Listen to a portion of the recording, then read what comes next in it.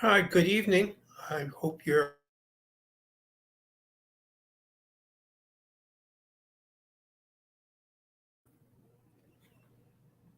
Okay, you are listening to Hall Monitor on WPPM 106.5 in Philadelphia, on Comcast Channel 66, and streaming live at phillycam.org. You can find us on Twitter at Hall Monitor WPPM, on our website www.hallmonitor.org, or on Facebook at PHWWPPM. Tonight on the program, we'll be joined by Councilmember Alan Dom to discuss city financial matters, real estate costs, and much more. And our own Lance Haver will discuss insurance rates. Lance, how are you tonight? I'm all right, but I'm afraid that what I'm going to report is going to be very aggravating. Yeah, yeah, I think it is. But it's something that people need to know about and need to be ready for. Right. I'm hoping that soon I'll get good news to report. Yeah, yeah. So what we're going to do is start off with our interview with Councilmember Alan Dom.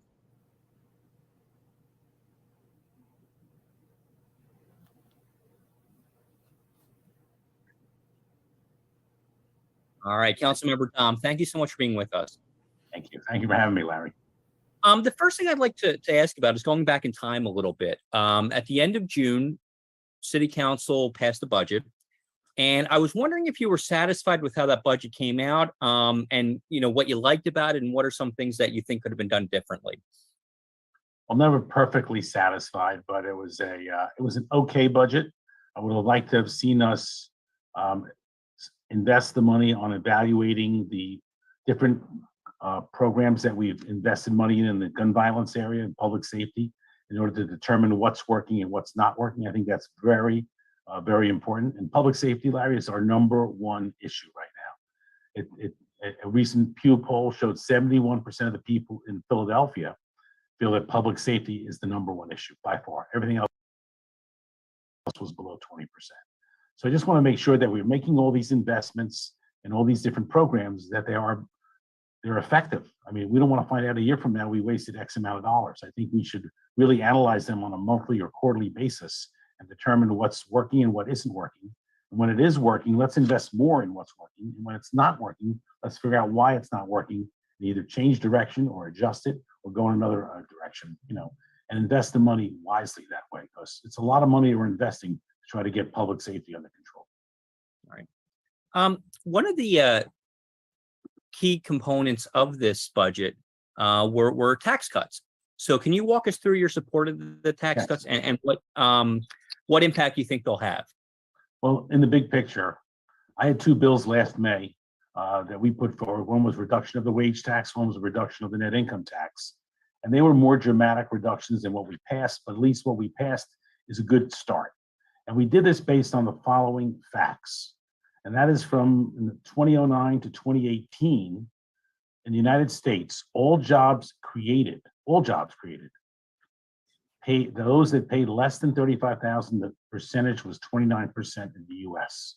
Top cities, all jobs created that paid less than 35,000, the percentage was 28%. In the city of Philadelphia, remember the national average is 29% and cities are 28. In the city of Philadelphia, all jobs that we developed in that 10-year span that paid less than 35,000, the percentage was 60.5, double everybody else. And people said to us, well, why is that? Why is that happening? And then when you look at the facts, just speak to the facts, for businesses, the local and state tax burden, the highest in the country is New York City at 16.2. The second highest in the country is Philadelphia at 16.1. The third highest in the United States is California at 8.8. They're like half of us. Chicago is 7, we're 16.1. Boston is 7, we're 16.1. Atlanta is 4. Forget Texas and Florida. And my point here is that if you're a company in the city and you want to expand against that backdrop of 16.1, you're really rethinking, should you go to the suburbs instead of expanding in the city? And that's what's been happening. All of the good paying jobs that pay $35,000 to $100,000 are going out to the suburbs. We have half those jobs that the suburbs have. We have not attracted them. And recently, in the last week or two, you may have seen the information that came out of the 10 largest companies in the city. Only one One, I think it's Comcast, is private sector. We're not attracting large companies which have large employment, which you need to understand when you attract a large company like a Comcast, and I always say every day, thank God they're here. Thank God. Because there's something called the economic job. There's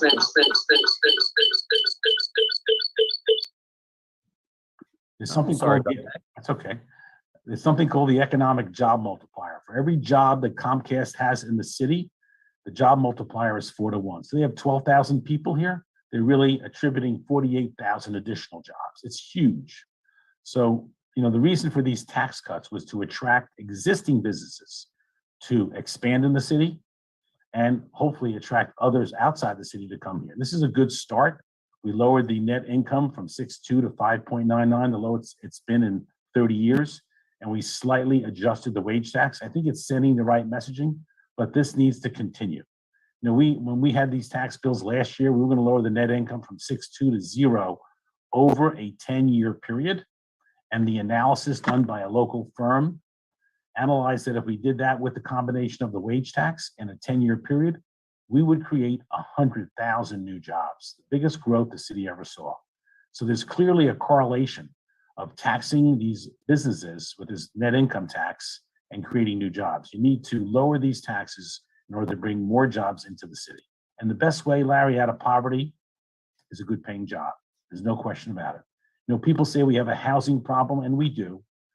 But the average cost of housing in the city of Philadelphia, the top 20 cities, we're at the bottom. We're at the bottom. But the other problem is that the average income of the top 20 cities, we're definitely at the bottom. We have more of an income problem. If we can raise the bar on the income, it'll make housing affordability easier for our residents. So the tax cuts that were passed in June were modest. They're very small. They're in terms of what the average person's going to save. It's not a lot. And would you see in the future, next year, the year after, so on and so forth, reducing the taxes even farther, trying every year, every other year? What does that look like to you? I think it's an absolute must. I think we, like any government, we need to invest in the city of Philadelphia. And investing in the city of Philadelphia means how do we grow the tax-paying base? And that's really crucial. How do you improve the city and how do you grow the tax-paying base so we have all the dollars basically to support the services that the city needs to provide? And if you keep taxing the existing people, they're going to leave. And we already saw this past year, we had a 25,000 reduction in the population of the city. One of the first times in the last several years we've seen a reduction. We need to see an increase. We need to bring more people to the city of Philadelphia and increase the tax-paying base. And this is one of the best ways to do it, as it was shown in that economic study done by lowering that net income and the wage over a 10-year period. If you lower it to 0, it would create 100,000 new jobs. That's huge for the city. And so one of the things that I was wondering about, though, so we're going to see a reduction in revenue anytime we reduce taxes. And, we're always talking about how every dollar counts in that budget. Do you see the direct correlation between the tax reduction and more revenue generated because we would have more workers? Is that how you're looking at it? Yes. What we're saying really is by lowering the overall tax burden, one, will keep the existing businesses that are here, who especially today, when they have choices that they can go anywhere and work, it's important that we are competitive. We're not an island. People can easily go over the borders of the city of Philadelphia and have a different taxation policy for their company. So we need to be more competitive. For many years, we kept raising, for example, the wage taxes. People would leave the city and we decide we would raise the wage taxes. So picture this, Larry. It's like you and I own a store, okay? We have 100 customers coming to the store. And all of a sudden we drop down to 90 and then we raise the prices of the store. And what do the people say? I'm not going. Now we're down to 80. And what do? We raise the prices again. And we kept doing that until we were down to like 40 customers. The answer isn't really to raise the prices. The answer is how do you attract more customers to the store?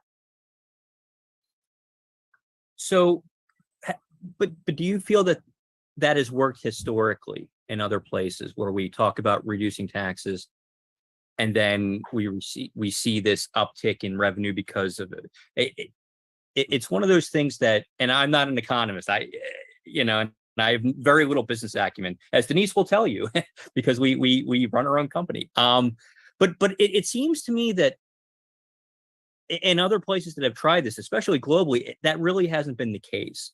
So what about Philadelphia would be different so that this could take effect like we're talking about here? First of all, hello, Denise. How are you? I would say this. Well, here's what's different. Go back to when Governor Rendell was Mayor Rendell. You had a wage tax that was over 5%. He was the first mayor who put in place tax reductions. They might have been slight, but there were reductions over time. And over time, those reductions sent the right messaging to the business community and the businesses. Everyone loves jobs. A lot of people don't like the owners of the companies for whatever reason. They should love them because they are the people that are employing people. That whole thing has to change. And when Rendell did was lower that wage tax over a 10 or 15-year period and lower some of the business taxes, we actually saw the first years of growth. That's when growth occurred. And it occurred because that tax reduction was in place. It doesn't happen overnight because companies make plans. It takes a year, 2, 3, or 4. But when you send the right signals to people that, you know what, we're open for business, we want to be competitive, we appreciate you being here, we love the hospitality of you being here. Thank God you're here. Okay, thank God you're in the city of Philadelphia doing business. That is very important to expanding that base. And I do think that this sends the right message. Okay. Now, moving forward, in the short term, what are some of the key areas City Council should be addressing this fall? I think we need to continue to address the public safety issues. I think we need to bring all law enforcement together in a way that they can work as a team. I think we need to continue to address the issues of poverty and how we can help people climb out of poverty. We need to address the education in the city. And of course, I would say the housing crisis, especially for the homeless situation. And in general, the quality of life. So many people say to me right now that the quality of life is not as good as it was 6 or 7 years ago.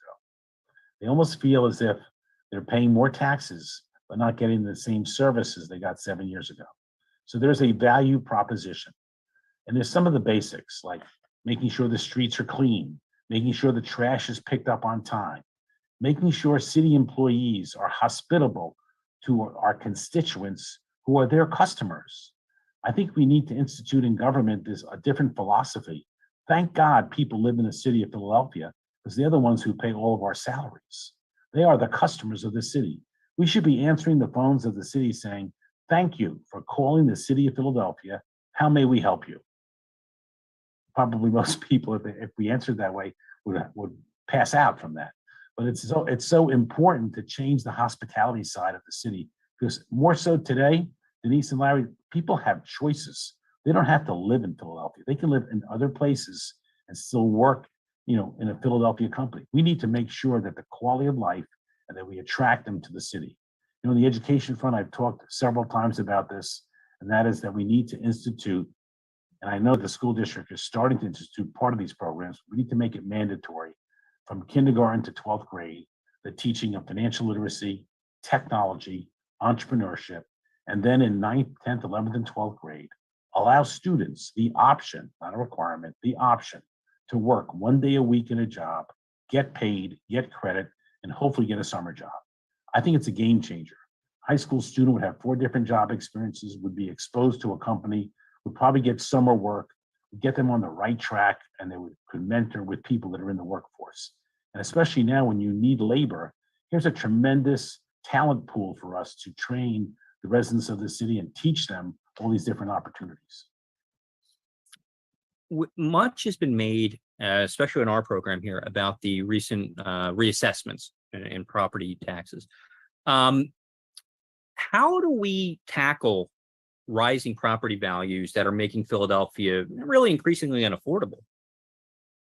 Well, let me say this. In the last analysis, when I looked at the actual numbers, okay, you have to understand that the city council, along with the administration, put forth several relief programs to help homeowners. And I think raising that homestead exemption to $80,000 from the current 45. When you look at the charts, roughly, I believe half of the homeowners in the city did not see an increase from that level. Pretty astonishing. In fact, many saw a decrease. No one wants to talk about that, but that's the facts of the numbers.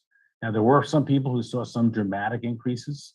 Many of those cases, that's because the taxes have never, the assessed values were incorrect by far for a very long period of time. And for those people who can't afford the taxes, we have different programs that can help them. We have the long-time owner-occupied program called LOOP, which was increased from 25 million to 35 million. That basically helps those who've lived in their homes for 10 years or more and meet certain income qualifications. We also have the senior tax freeze, and we added another close to $8 million for increased senior tax freezes, so we can freeze the taxes of some of the seniors who are on fixed incomes, and I understand that.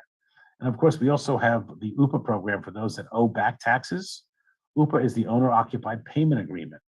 And we have some of the most liberal, progressive programs of any city in the country.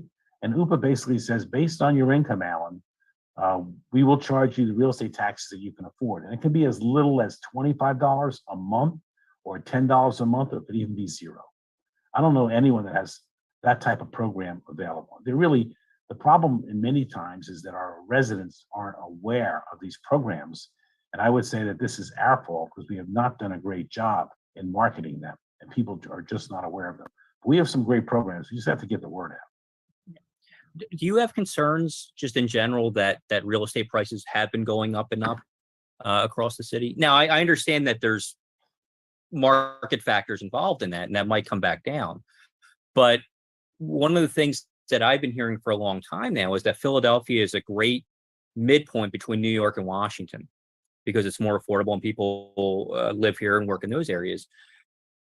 Is there any concern that that may not be the case because it is getting more expensive here?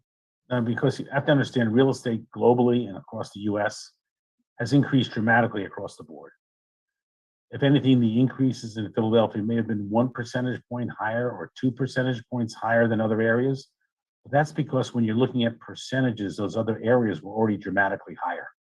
So if New York's average price, for example, was 600,000, and they only go up 8%, that's 40,000. Whereas in Philadelphia, if your home was 200,000 and it went up 8%, that would be 16. So the percentages can throw people off. So understand that even after these increases, Philadelphia is still one of the most affordable cities in the country. And again, I go back to the issue is that across the US, housing prices went up. Mm-hmm. But what we need to focus on, more so than we are today, is making sure the residents of the city see their incomes go up. We need better paying jobs. We need those $35,000 to $100,000 family sustaining jobs. Look at that. Go back to that figure. We doubled the output of low paying jobs in this city. That's not good. We need to change that whole equation. I'd like to bring in Denise Clay Murray here on Philadelphia Hall Monitor. Hi, Councilman. Thank you so much for giving us your time today. Sure. But let's get back a little bit to the whole job situation, the $35,000 to $100,000 a year jobs. Basically, by cutting business taxes, you are giving businesses a benefit. How does city council or the mayor or anybody make sure that that benefit is passed on to the workers? Because, and this is just my experience, most of the time when a business has gotten a tax cut, that hasn't necessarily been passed on to the people who actually do the work. Well, I can give you the list of companies who have moved out of the city because of the taxes that the city is charging, specifically the Burke. There's a company called Mother's Works. I don't know if you remember that company. They were up on Spring Garden. Mm-hmm. I think they make clothes for women that were pregnant. They moved over to Jersey basically because of the tax issues. So when you're a business, think about this. You're looking at either expanding in the city or going to the suburbs, okay? Instead of paying the net income in the city, you don't have the net income in the suburbs. Where do you think you're gonna go? And the proof of the pudding, take a tour of King of Prussia, Malvern, Valley Forge, Devon, and you can see what's going on there. They don't have the 6.2% net income tax that we do. So the companies have made the decision to locate out there. That means the jobs for Philadelphians. If they get them, they got to commute out there, which many of them, some do, but not enough.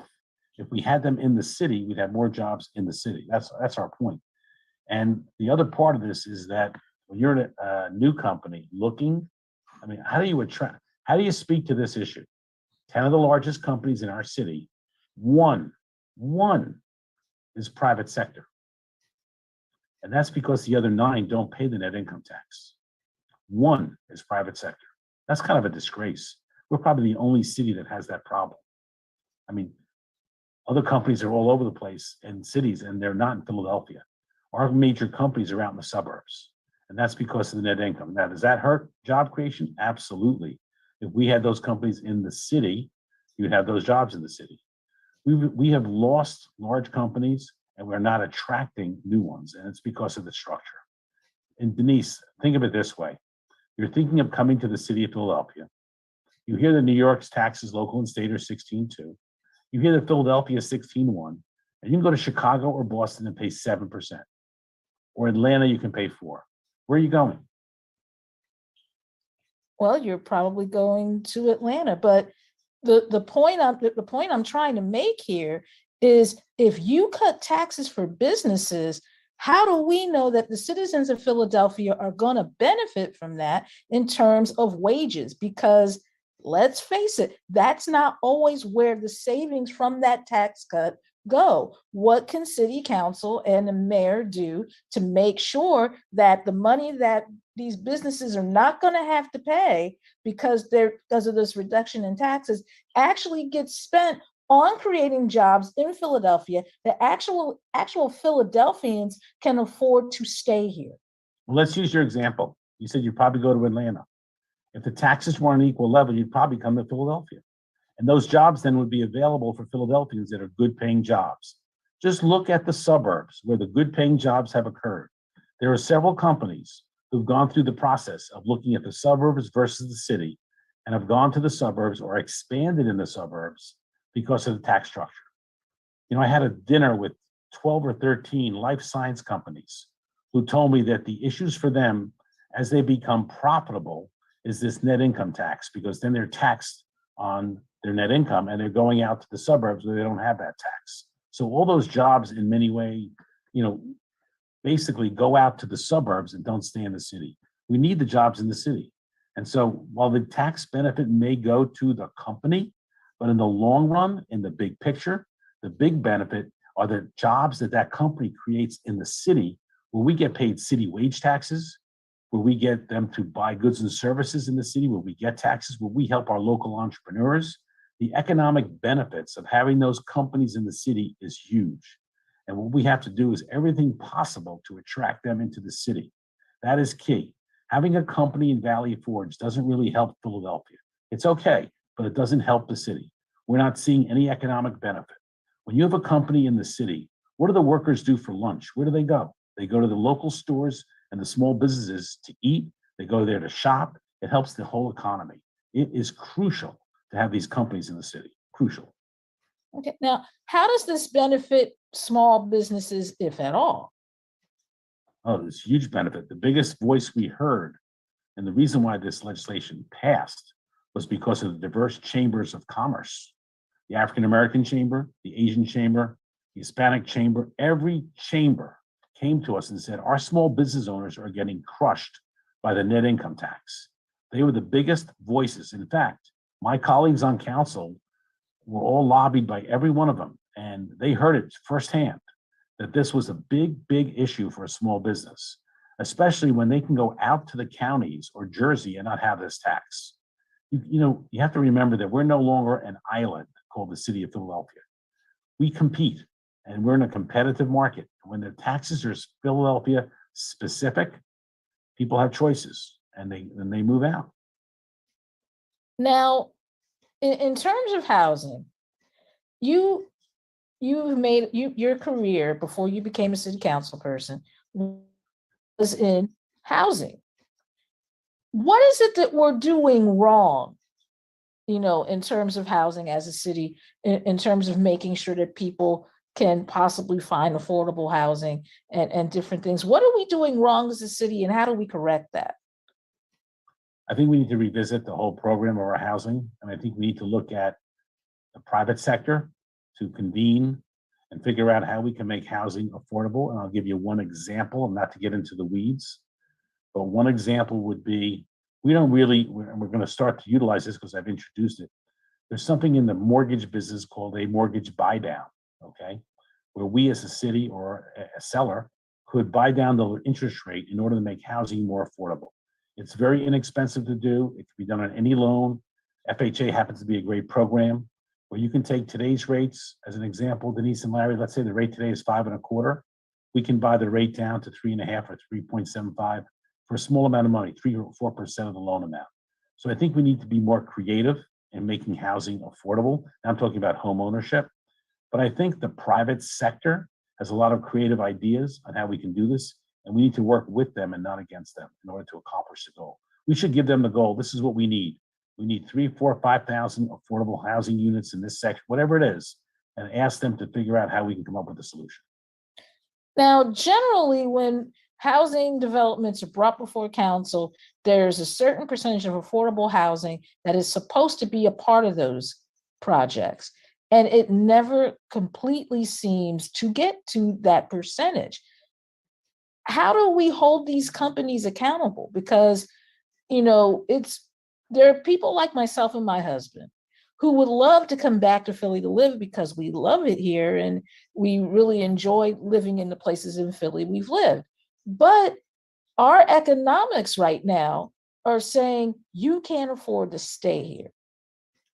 Where are you living now, Denise? Well, we're living in Wilmington, Delaware, but that's more a question of him teaching at Bowie State, me doing my stuff in Philadelphia, and us needing to find something equally inconvenient for everybody.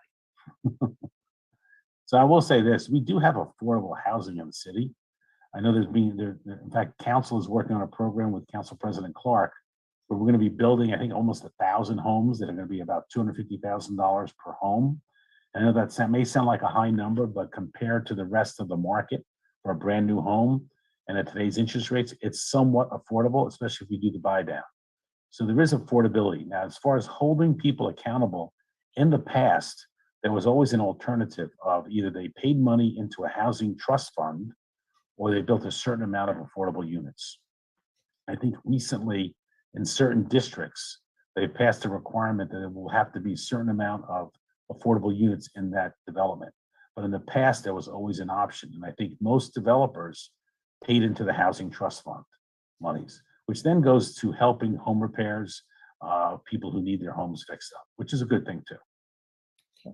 Now, the 10-year tax abatement, when it was originally put together, was designed to entice developers to come into the city and build and develop and redevelop housing.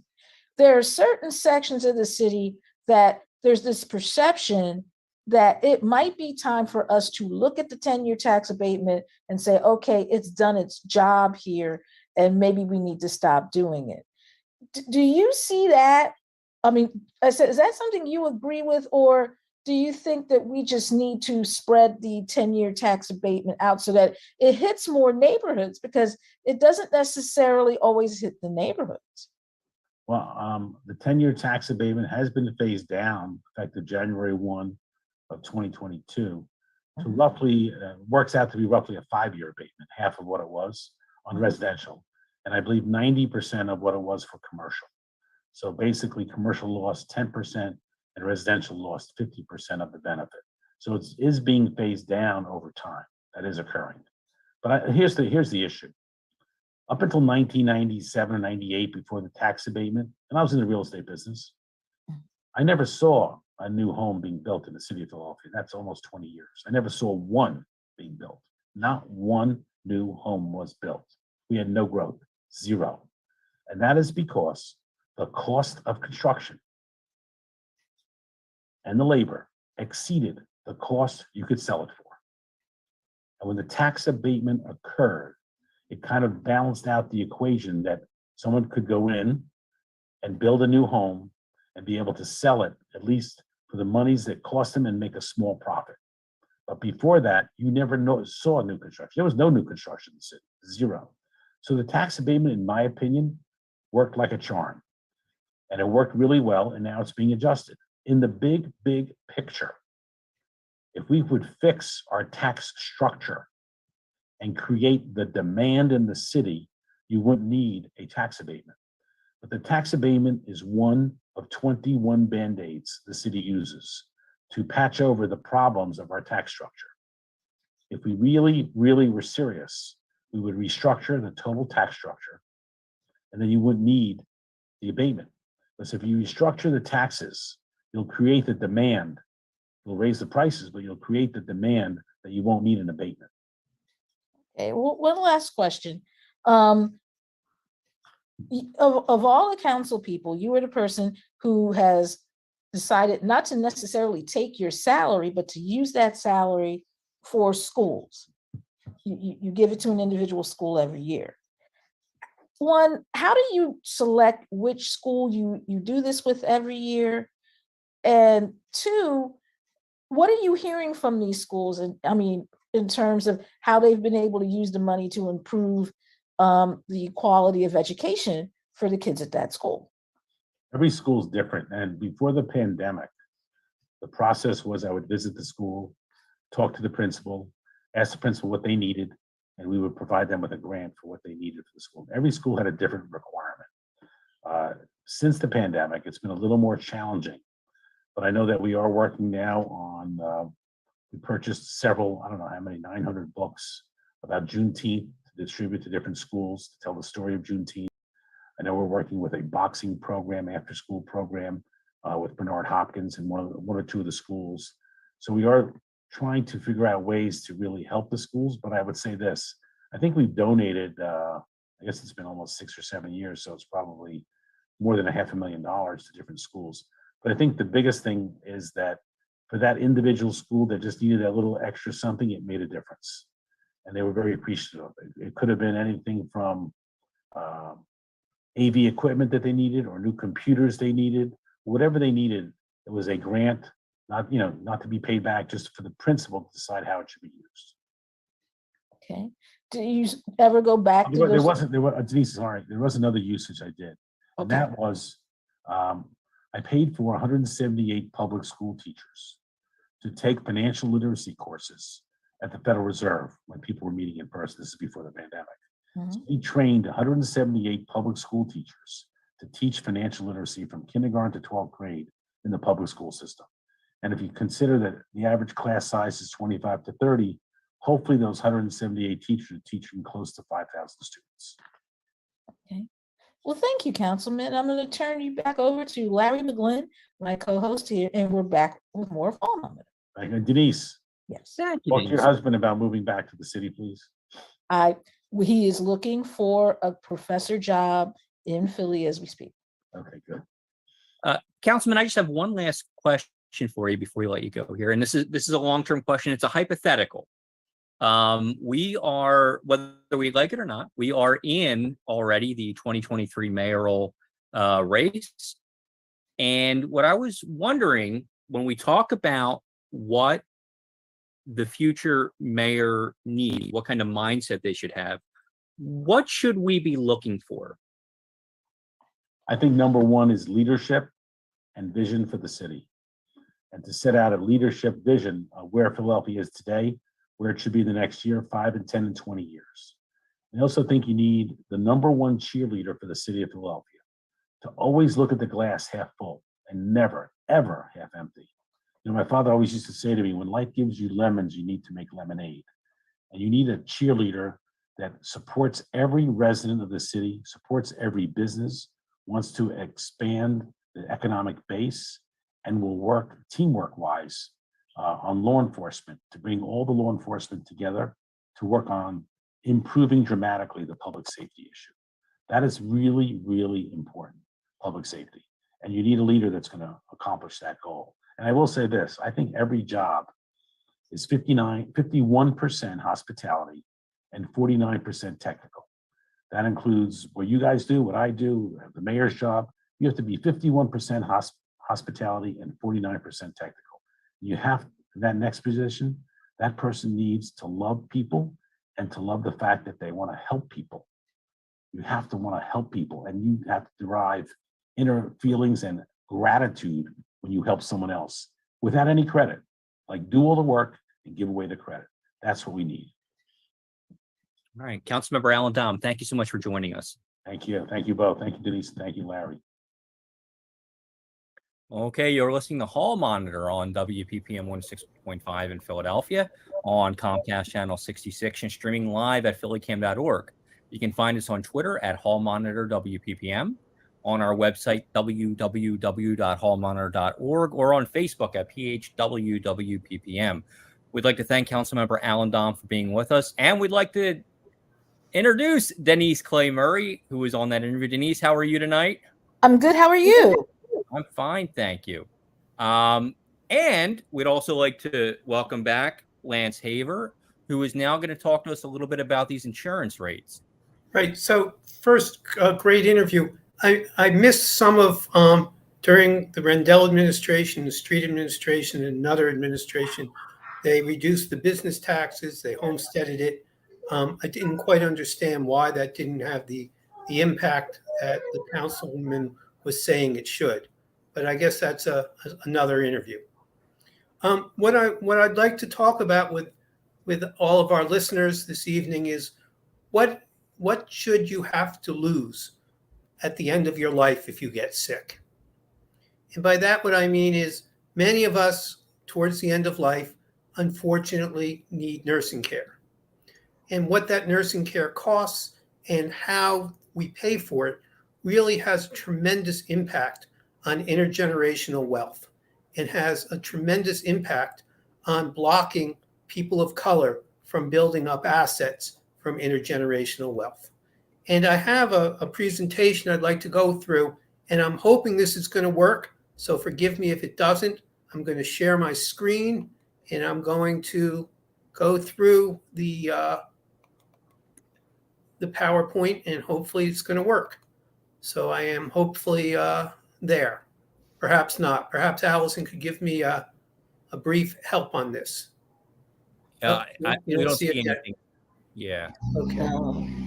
So let me try one more time, see if I can get it up and running. All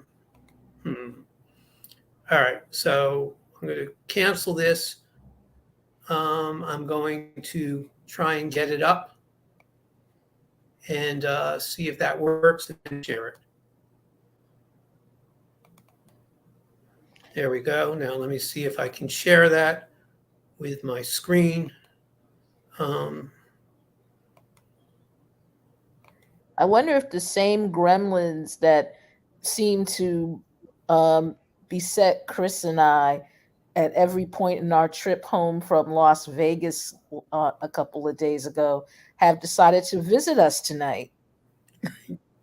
Well, I'm not sure if people are seeing it, so perhaps you're not. We're not, no. We're Okay. not, no. So I'm going to try one more time and just see if I can do it this way, and then I will just do it without all of the other parts. So is it on?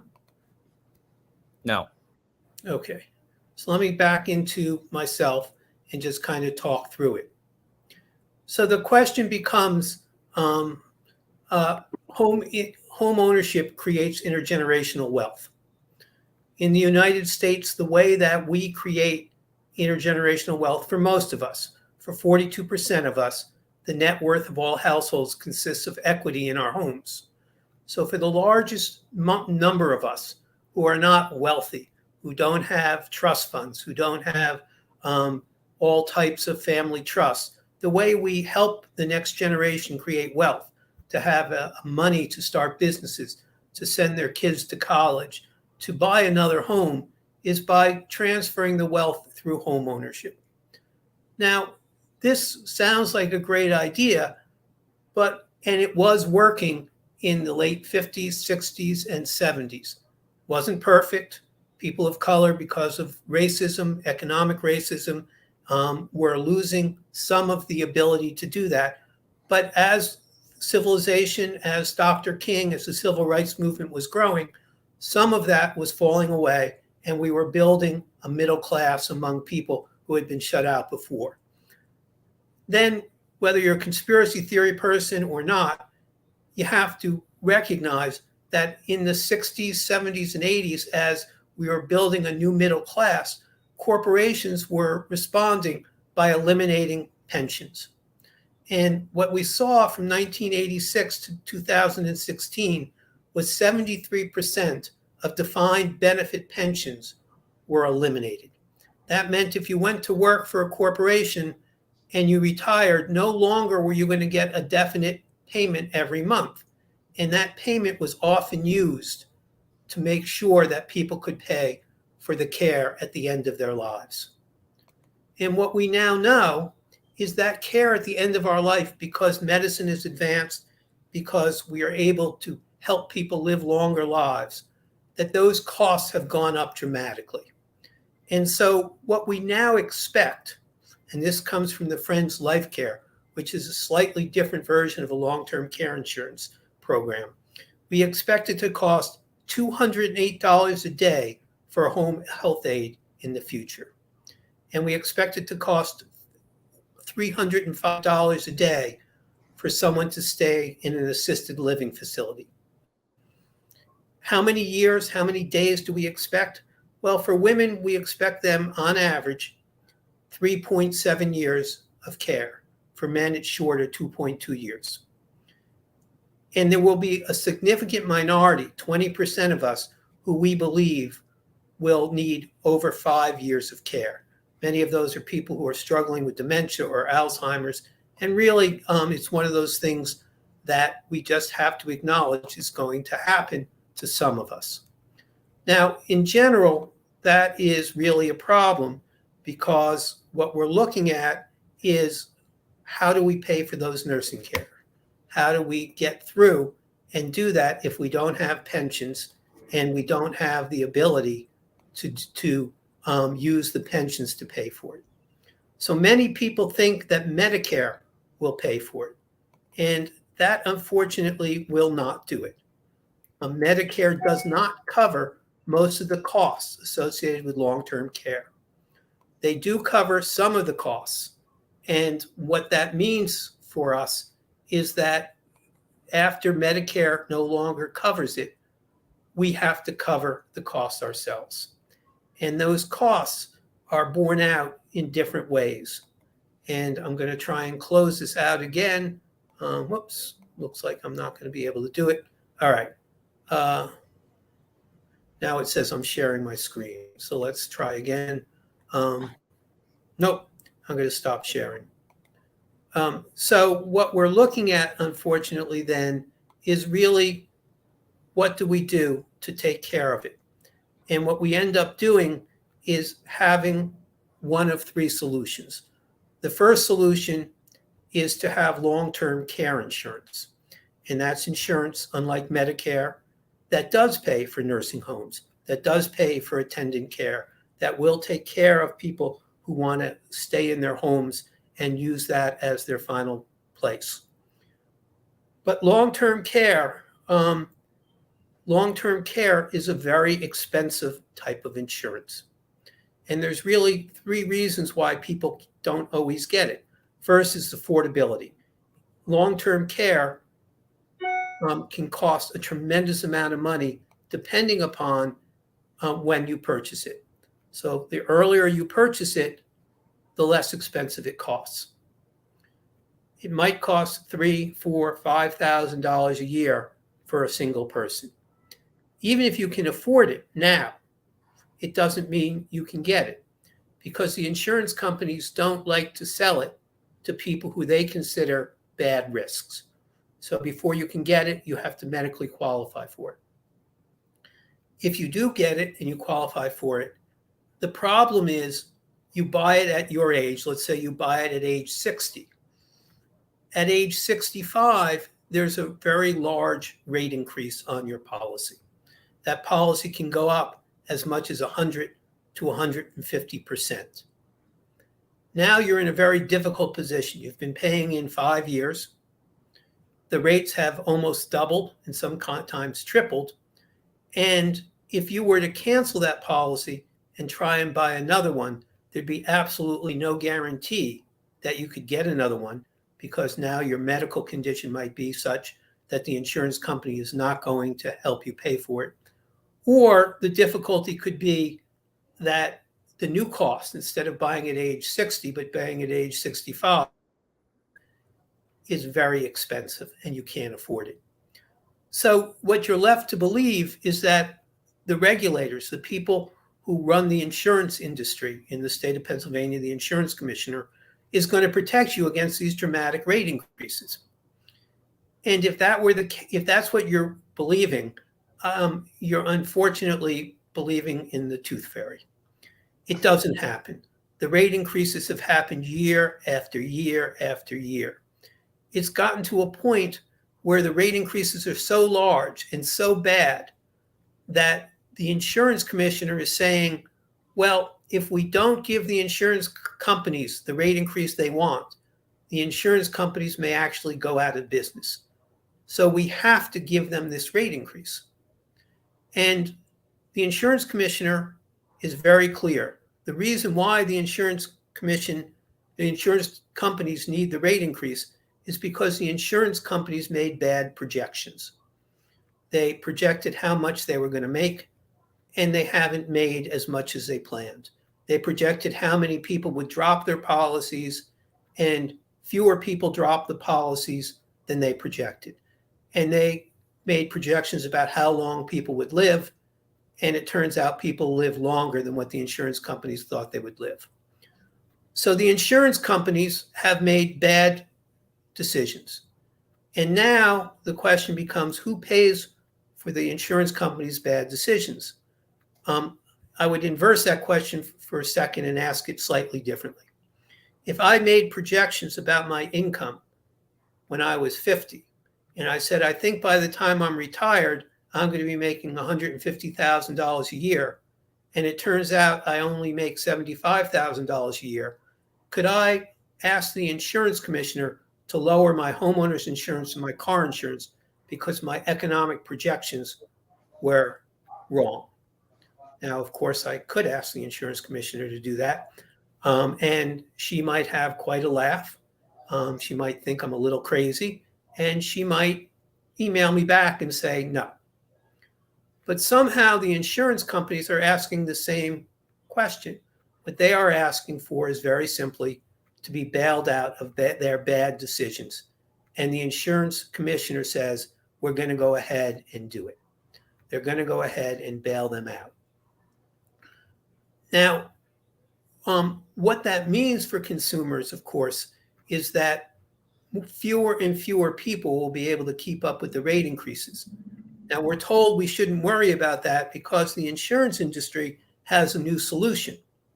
They'll just give you less coverage for the same amount of money.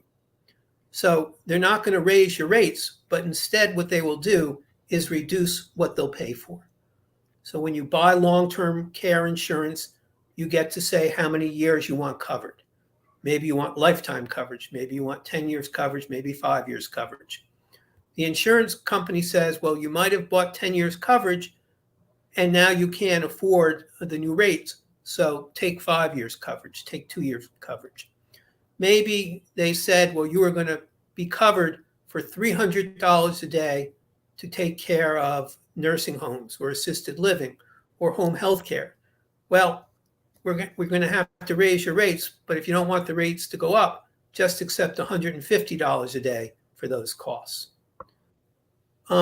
Somehow that seems to be fair in the minds of the insurance industry and the insurance commissioners. But of course, to the consumer, that's outrageous. To say, I agreed to this for this price, the insurance company made bad projections, and now I have to bail them out of my income, where I can't realistically shop for a different policy. So if this was car insurance, I would say, well, the insurance company made bad projections. They want to raise my rates. No problem. I'll just go to a different company. But we can't do that with long-term care insurance because we're older and we may be in bad health.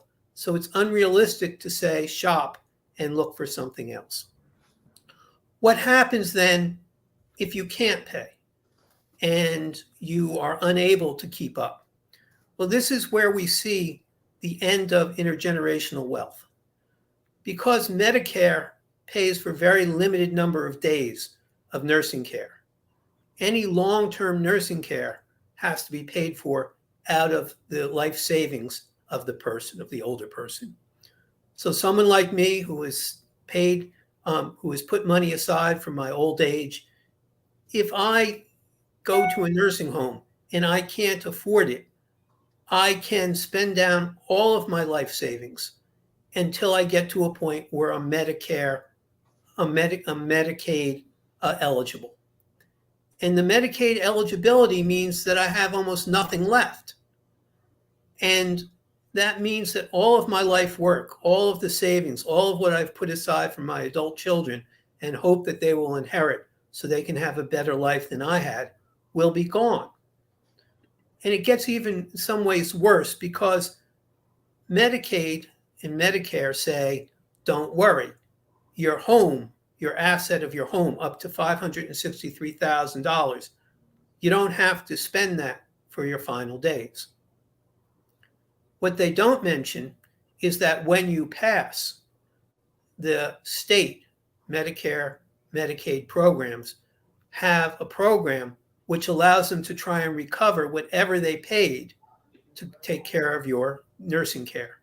And that would force your heirs, the people who inherit your estate, your children, your relatives, to sell everything, your home, everything, to pay for your final days.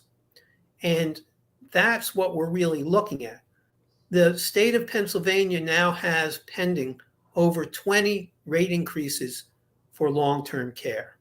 Some of them are 20%, 30%. A few of them are in the 100% category. And this has been going on for the last 15 years. And if you go to the insurance commissioner's webpage, you can read the decisions where the insurance commissioner is saying, we gave the insurance company a rate increase. But it's only a summary. And one of the things that they continue to say is, look, the insurance company made bad projections and now they're in trouble and we have to bail them out. I called up the insurance department and I asked where could I find the full written decision, because I wanted to see whether the insurance commissioner took into account how much or how little the insurance company was making. So insurance companies usually sell more than one type of insurance. So they sell car insurance, homeowners insurance, life insurance, annuities, and they also sell long-term care. So maybe they're losing money on long-term care, but they're making money on car insurance or life insurance. And of course, that has been the case. A company that wants to raise the rates by over 100% had a very successful quarter. They're making enough money to pay a stock dividend of 43 cents per share. And at the same time, they're saying that we have to raise the long-term care rates by 103%. And that's what we face. Now, you would like to think that somebody somewhere is looking out for the elderly, the people who are faced with this. And when as we heard Councilmember Dom talk about Governor Rendell did try and make some improvements and did make some improvements. But there's been nothing since then. And in other states, elected officials demand hearings when there are large rate increases. And in other states, the insurance commissioner has meetings to explain what's going on and explain what the difficulties are. In Washington state, they're developing a program to help people pay for long-term care rates. But here in Pennsylvania, we have the population, the second oldest population in the nation behind Florida. We're not doing any of that. And the insurance department is completely silent, doesn't reach out, doesn't hold hearings, doesn't tell people about what's going on. And unless we make changes, here is what will happen to most of us. Most of us will not be able to pay for the 2 years or 5 years in a nursing home. It's going to cost literally $120,000 to $150,000. We will go broke. We will, quote unquote, spend down, which is a euphemism for going bankrupt, all of our assets. And then we will qualify for Medicaid. And Medicaid will then make some payments, but whatever payments they make, they will then, after we pass, sue our estate. So our children, our relatives will get nothing. And that, unfortunately, is what it means to be old and sick in the state of Pennsylvania. And it means also to be ignored by our elected officials. Just once, I would like to hear the governor say, we're concerned about the elderly. We're concerned about the end of life. We're concerned about people who have spent their entire lives putting money aside, and we don't think it's right for those people to have nothing left. And we want to do what we can to help create intergenerational wealth for people of color, for all the people who have been shut out, and for working families so the next generation can do better than what we're doing now. And that's my report. I do apologize for the show not working. I will try and get that to work so we can put it on our webpage. But it is an unfortunate state of affairs we find ourselves in. And the biggest, in my mind, the biggest disappointment is it doesn't seem like any of our elected officials give a good goddamn. Well, Well, what you're basically describing is the scenario that got Seth Williams locked up for a few years. Because if his mom would have been able to decide that after what is used to pay for my nursing care, I can give the rest to my relatives, that probably wouldn't have happened, or wouldn't have happened in the form that it did. But but you make a very salient point, Lance. Most of the people that find themselves in this situation are families of color, because Yeah. we already kind of start behind the 8 ball financially. So when you're already behind the 8 ball and you find yourself having to do long-term nursing care, and long-term insurance, and the insurance keeps going up, so you can't afford to necessarily pay it, this is where you find yourself.